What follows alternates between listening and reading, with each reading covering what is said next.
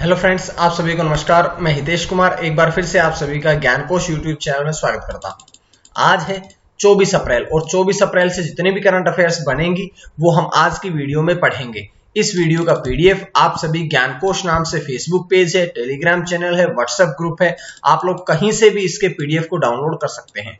तो चलिए शुरू करते हैं आज की करंट अफेयर्स। आज की करंट अफेयर्स पढ़ने से पहले हम पढ़ेंगे आज के दिन के बारे में। तो आज है 24 अप्रैल और आज का जो दिन है वो किस दिवस के रूप में मनाया जाता है। तो आज का दिन जो है ये राष्ट्रीय पंचायत राज दिवस के रूप में मनाया जाता है, यानी कि आज राष्ट्रीय पंचायत राज दिवस है। अगर हम बात करें इसकी शुरुआत की कि आज का दिन जो है ये कब से मनाना शुरू किया गया था, तो आज के दिन की शुरुआत हुई थी 2010 से।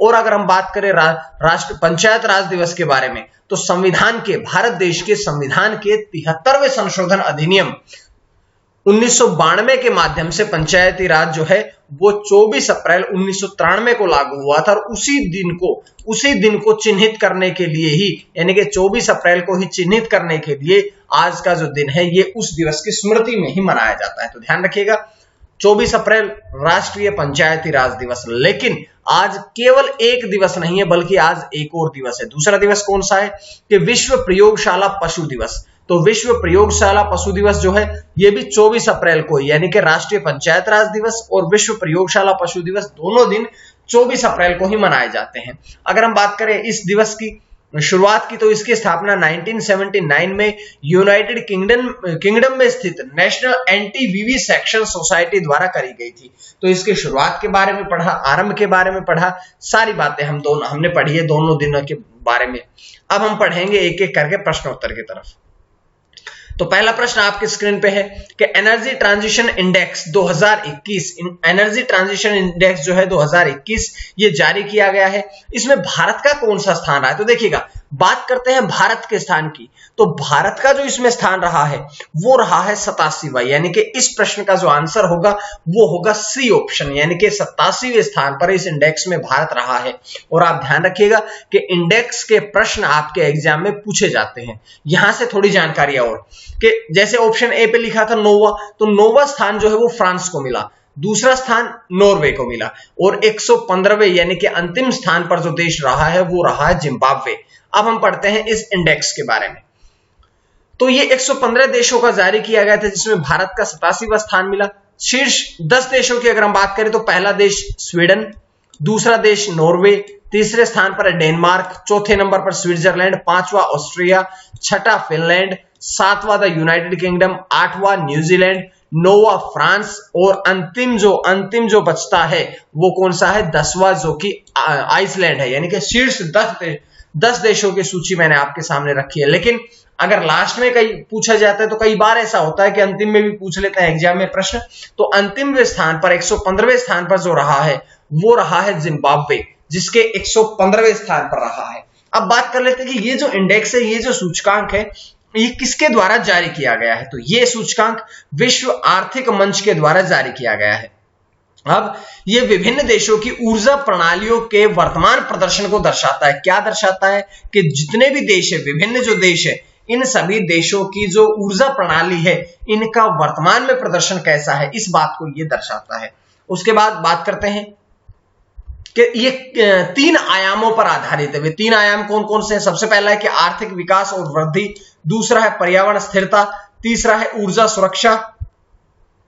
तो ये 3 आयामों पर आधारित था। तो लेकिन एक छोटी सी बात और देखिएगा कि ये किसके द्वारा जारी किया गया, मैंने अभी आपको बताया था, ये विश्व आर्थिक मंच के द्वारा जारी किया गया। तो अगर हम विश्व आर्थिक मंच के बारे में थोड़े पढ़ना चाहें तो इसकी स्थापना कब हुई थी? तो इसकी स्थापना हुई थी 1971 में। मुख्यालय कहां पे है? कोलोगनी, जो कि स्विट्जरलैंड में है। और बात करें अगर हम सीईओ की, तो क्लोस एम श्वाब जो है वे इसके सीईओ हैं। तो सारी बातें हमने यहां से पढ़ी है। तो यहां से पहले प्रश्न की जानकारियां खत्म होती है। उसके बाद दूसरा प्रश्न कि फिच रेटिंग्स ने वित्त वर्ष 2021-22 के लिए भारत की जीडीपी का अनुमान कितना लगाया? भारत की जीडीपी का जो अनुमान लगाया गया है वो कितना लगाया गया? तो ये अनुमान लगाया है 12.8% वृद्धि। ध्यान रखिएगा, वित्त वर्ष 2021-22 की बात कर रहा हूं मैं, लेकिन फिच रेटिंग्स ने ही इस वर्ष 2020-21 में जो अनुमान लगाया था वो 7.5% नकारात्मक का लगाया था, और 2022-23 के लिए यानी कि अगले वर्ष के लिए जो लगाया गया है वो 5.8% वृद्धि का लगाया गया है। तो हमने पिछले वर्ष, इस वर्ष और अगले वर्ष तीनों वर्षों में जो फिच रेटिंग्स ने भारत देश की जीडीपी का अनुमान लगाया था, तीनों के बारे में बता दिया है। अब केवल फिच रेटिंग्स ही नहीं, लेकिन और भी बहुत सी एजेंसियां हैं जो कि इसका आकलन करती है जीडीपी का, उनके बारे में भी पढ़ते हैं। जैसे कि नोमुरा ने भारत की 2021-22 की वृद्धि का अनुमान लगाया, सकल घरेलू उत्पाद का, जीडीपी का अनुमान लगाया, वो कितना है 12.6% वृद्धि, लेकिन पहले 13.5 था जिसे कम करके 12.6 कर दिया गया। उसके बाद जेपी मोर्गन जिसने 11% वृद्धि दर्शाई जो पहले 13% थी। यूएसबी ने 10% वृद्धि दर्शाई जो कि पहले 11.5% थी। सीटी रिसर्च ने 12% वृद्धि लगाई जो कि पहले 12.5% वृद्धि थी। तो इस प्रकार से पूरी जानकारियां मैंने आपके सामने रख दी है। उसके बाद इसी क्वेश्चन की और जानकारी देखिएगा, ये तो मैंने तीनों आपको बता दी है। साथ साथ ही फिच रेटिंग्स ने भारत की अर्थव्यवस्था को लेकर के कहा कि 2021 की शुरुआत से ही भारत में आर्थिक गतिविधियां बढ़ी है। साथ साथ में कोरोना वैक्सीनेशन में तेजी आने से अर्थव्यवस्था को मदद मिलेगी, क्योंकि कोरोना वायरस से तुरंत रिकवर हो जाएंगे। जून तिमाही में अर्थव्यवस्था से ज्यादा बेहतर रिकवरी रही, और उसके साथ साथ में कोविड से जुड़े प्रतिबंध हटाने से आर्थिक रिकवरी जो है उसको रफ्तार मिली है। तो लॉकडाउन मत लगाइएगा, लॉकडाउन को छोड़कर के स्वयं की रक्षा करें, स्वयं की सुरक्षा करें। अब यहां से थोड़ी जानकारी है, मैं फिच रेटिंग्स के बारे में और बता देता हूं आपको कि इसकी स्थापना 1914 में हुई थी, ठीक है। उसके बाद में संस्थापक कौन है, तो इसके संस्थापक जो है वो है जॉन नोवेस फिच। उसके बाद में बात करते हैं मुख्यालय कहां पे है, तो इसका मुख्यालय है न्यूयॉर्क सिटी, न्यूयॉर्क में। तो हमने पूरी जानकारी आपको यहां से फिच रेटिंग्स के बारे में दी है। उसके बाद अगला प्रश्न कि किस कंपनी ने 2040 तक शुद्ध शून्य ग्रीन हाउस गैस उत्सर्जन प्राप्त करने की घोषणा करी है। तो देखिएगा ऐसी कौन सी, आप देखेंगे कि लगातार कंपनियों में यह भी होड़ लगी हुई है कि जो कार्बन उत्सर्जन है वो शून्य लेवल लाना है, क्योंकि जो पृथ्वी है, पृथ्वी का बहुत ज्यादा जलवायु नुकसान ना हो, इस बात को ध्यान में रखते हुए। तो अब ये 2040 तक शून्य ग्रीन हाउस गैस उत्सर्जन का जो घोषणा करी है वो कौन सी कंपनी ने करी है, वो करी है विप्रो, WIPRO, विप्रो कंपनी ने ये घोषणा कर दी है। बात करते हैं थोड़ी जानकारियां कि ये 1.5 डिग्री सेल्सियस के तापमान वृद्धि के लिए पेरिस समझौते के अनुसार है। ये जो घोषणा करी गई है ये पेरिस समझौते के अनुसार है। यहां से हम पढ़ना चाहते हैं कि कंपनी ने 2030 तक पूर्ण उत्सर्जन स्तर में 55% की कमी का भी लक्ष्य निर्धारित किया गया, यानी कि 2040 तक तो शून्य कर देगी, लेकिन 2030 तक जितना भी कार्बन उत्सर्जन होता है उसमें 55% की कमी का भी लक्ष्य निर्धारित कर लिया गया है। तो यह घोषणा करी गई है विप्रो के द्वारा। और अगर विप्रो ने घोषणा करी है तो विप्रो के बारे में थोड़ी बातें हम पढ़ते हैं। विप्रो जो है ये IT सेवा प्रबंधन सूचना प्रौद्योगिकी कंपनी है जिसकी स्थापना 1945 में हुई थी। इसके संस्थापक है अजीम प्रेमजी। बात करें विप्रो का मुख्यालय कहां पे है, तो बेंगलुरु कर्नाटक में है। वर्तमान में इसके संस्थापक चेयरमैन अजीम प्रेमजी है, लेकिन इसके चेयरपर्सन जो है वर्तमान में वो है ऋषद प्रेमजी। यानी कि अगर हम बात करते हैं स्थापना की तो अजीम प्रेमजी है, लेकिन चेयरपर्सन की बात करते हैं तो ऋषद प्रेमजी, ठीक है। उसके बाद में अगर हम बात करें आबिद अली नीमचवाला जो है वे विप्रो कंपनी के CEO हैं। तो पूरी जानकारी विप्रो के बारे में मैंने आपको यहां से दे दी है। उसके बाद अगला प्रश्न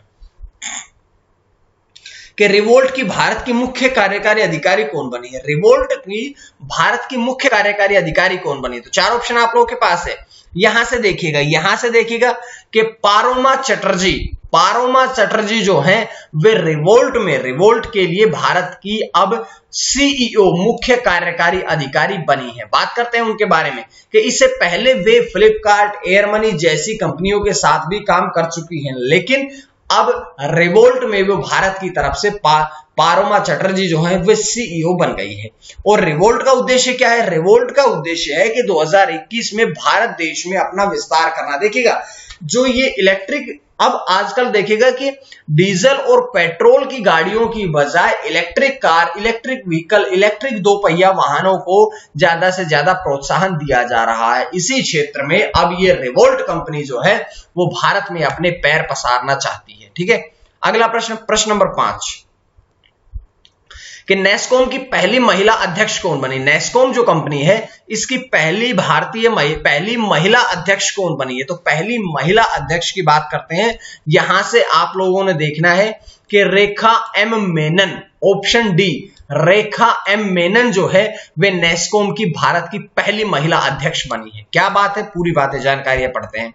उनकी नियुक्ति 2021-22 वर्ष के लिए, वित्तीय वर्ष के लिए करी गई है कि रेखा एम मेनन जो है वे अब नेस्कॉम की पहली महिला अध्यक्ष बनी है।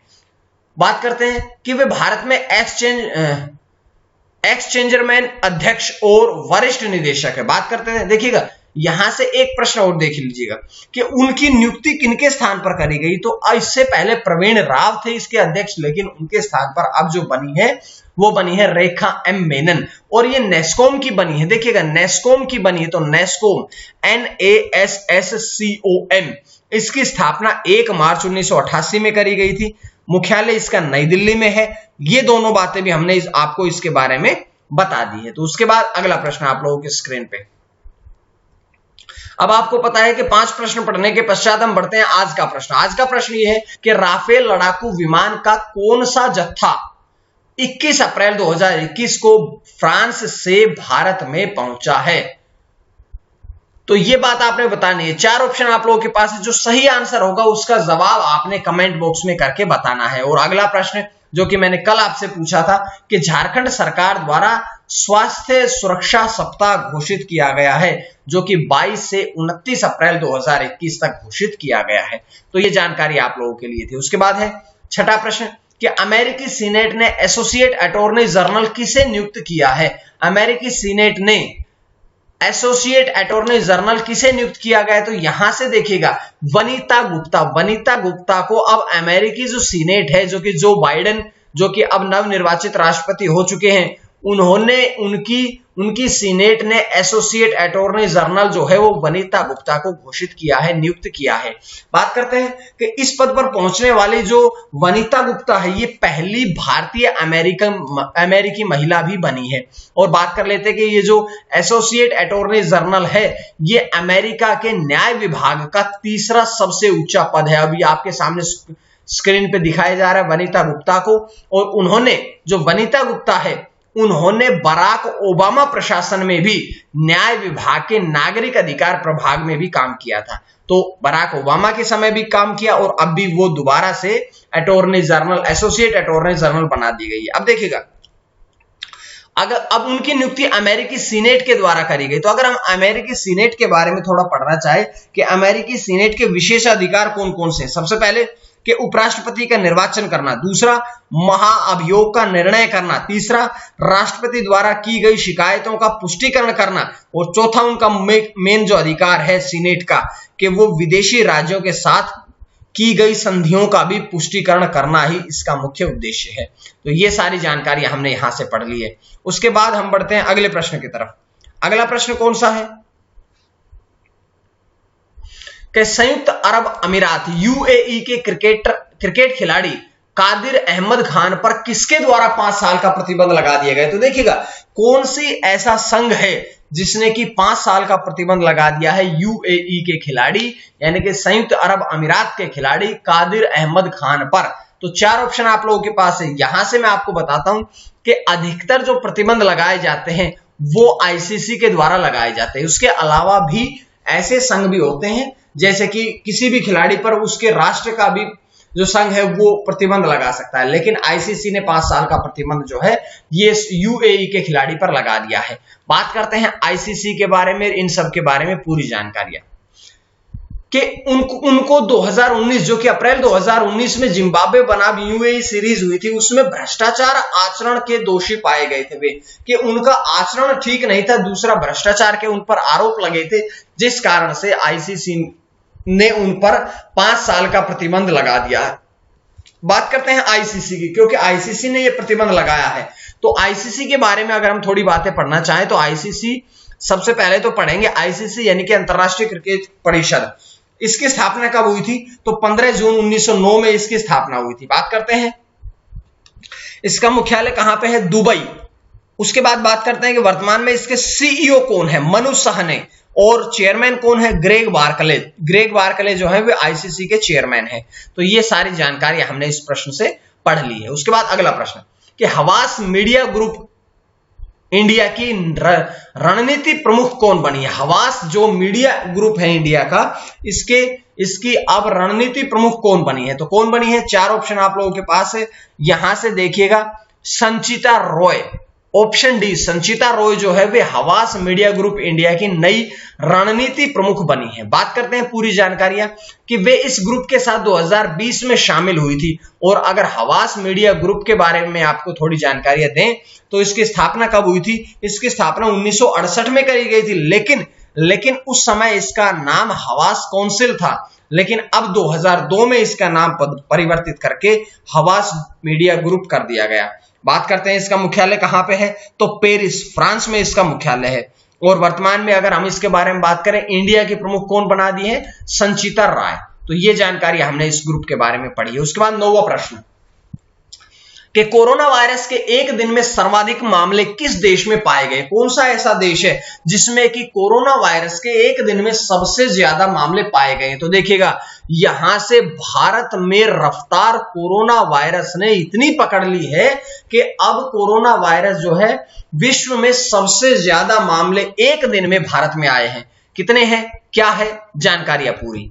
22 अप्रैल को भारत में 3,14,835 नए कोरोना वायरस के मामले सामने आए हैं। और इससे पहले जो सबसे ज्यादा आए थे वो जनवरी 2021 में अमेरिका में आए थे, 2,97,430 मामले। और इसी के साथ भारत में कुल मामलों की संख्या लगभग 16 मिलियन हो गई है। लगभग 16 मिलियन जो है कोरोना वायरस की महामारी की संख्या भारत में हो गई। तो ध्यान रखिएगा, आप सेफ रहें, सुरक्षित रहें, मास्क का प्रयोग करें, सैनिटाइजर का प्रयोग करें, पूरी तरह से आप सेफ रहें। अब तो वैक्सीनेशन होने लगा है, 1 मई से 18 वर्ष से ऊपर के सबका वैक्सीनेशन होगा, तो आप लोग वैक्सीनेशन जरूर लें।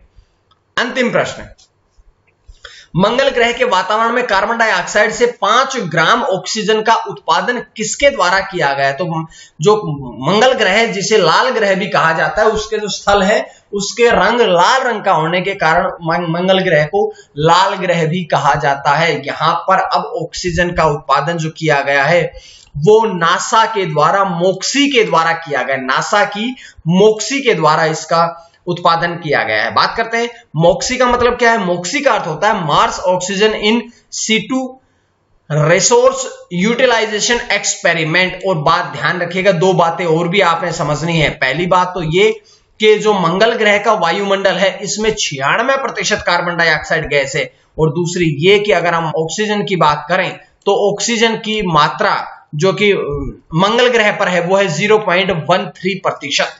तो ये सारी बातें मैंने आपको यहां आज की वीडियो से दी है। उम्मीद है आपको करंट अफेयर्स पसंद आ रही है। साथ साथ में अब तो मूल विधियां भी और भी क्लासेस मिल रही हैं आपको।